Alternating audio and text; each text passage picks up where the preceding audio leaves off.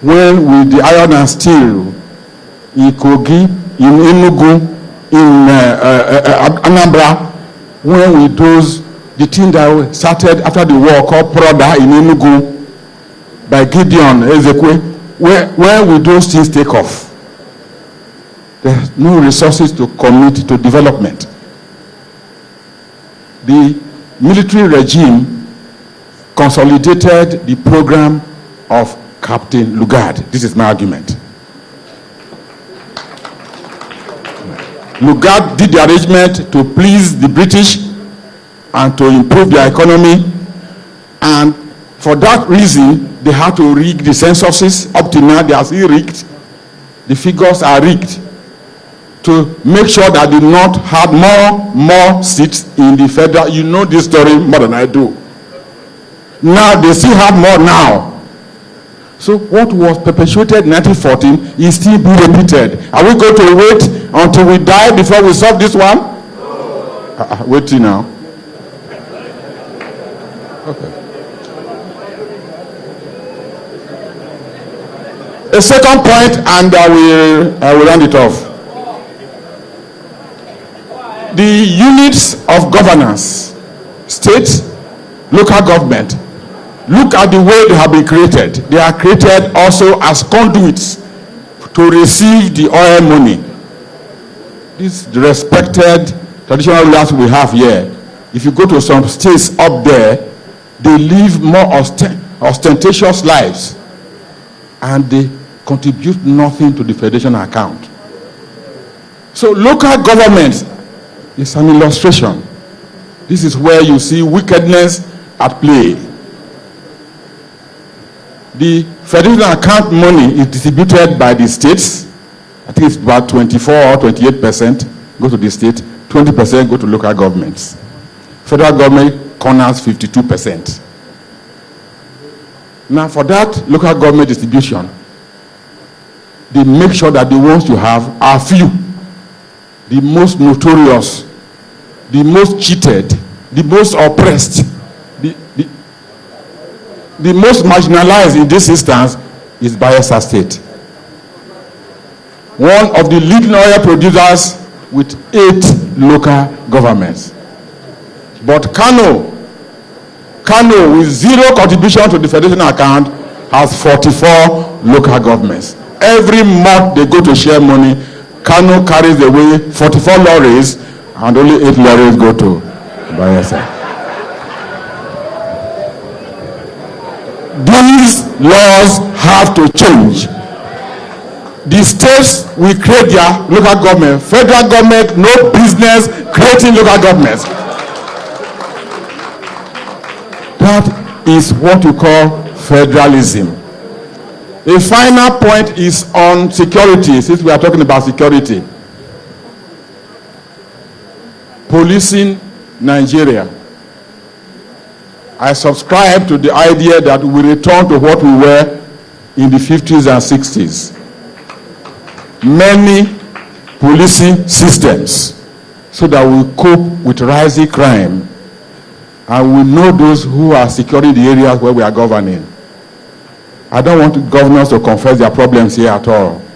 As the so-called chief security officers of their state, yet they cannot post a police officer.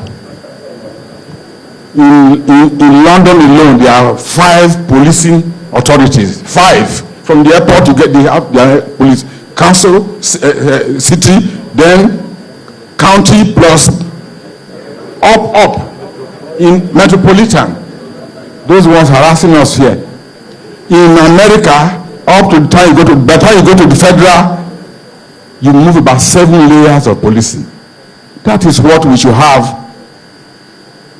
Who's going to police that Lagos? 15 million people with less than 10,000 police. Federated units will have their police. Councils will have their police. Cities will have their police. Some special areas will have their police. And we're able to handle kidnapping, crime, and other things that are preventing investors from coming to Nigeria.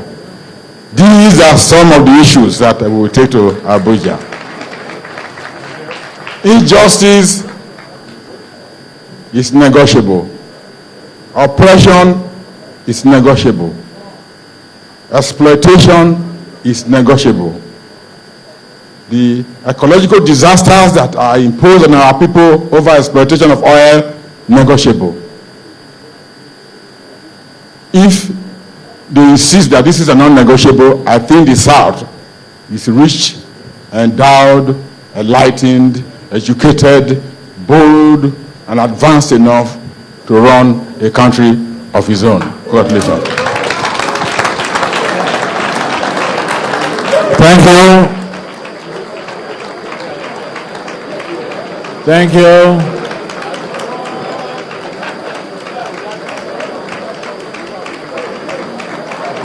Thank you.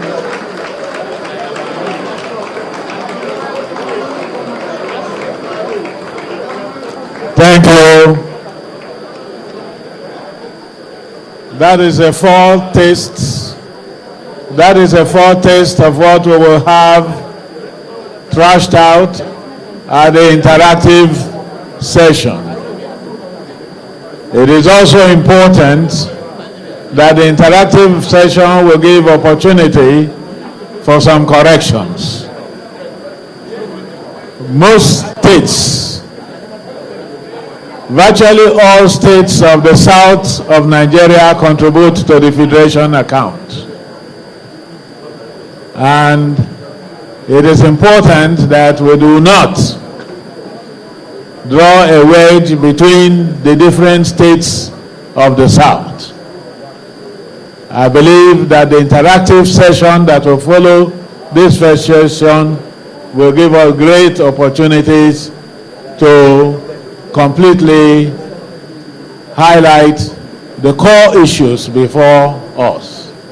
Thank you. And on that note, I would like to call on Professor Olufemi Mimiko to speak to us.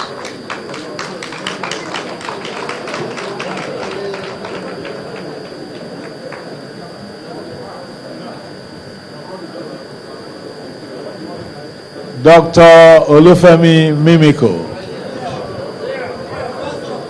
Professor, I'm looking for you. I'll reduce you by the next time. Thank you. Thank you. Distinguished Chair, Your Excellencies, highly esteemed leaders of people.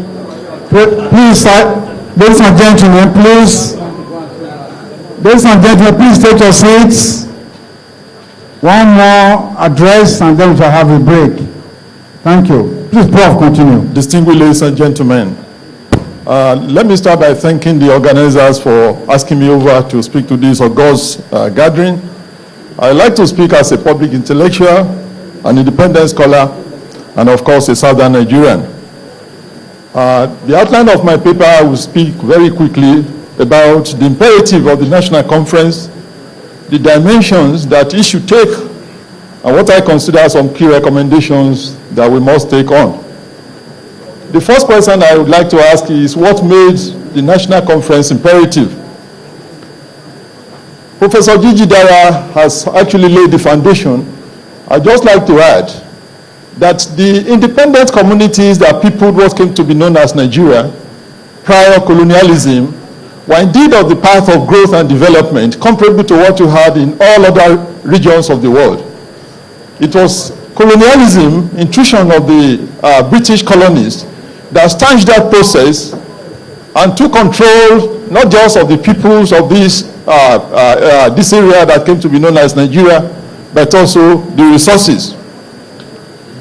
So the whole purpose of colonialism was to continue to exploit resources from what came to be known as Nigeria. And when it became evident that colonialism was no longer economic, and the British had to hand over power, they put together a political structure that was directed at ensuring that the preferred segment of the Nigerian ruling elite was given power. And in doing that, they prepared a structure that made it virtually impossible for what came to be known as the South to have any say. And the specific things they did: number one,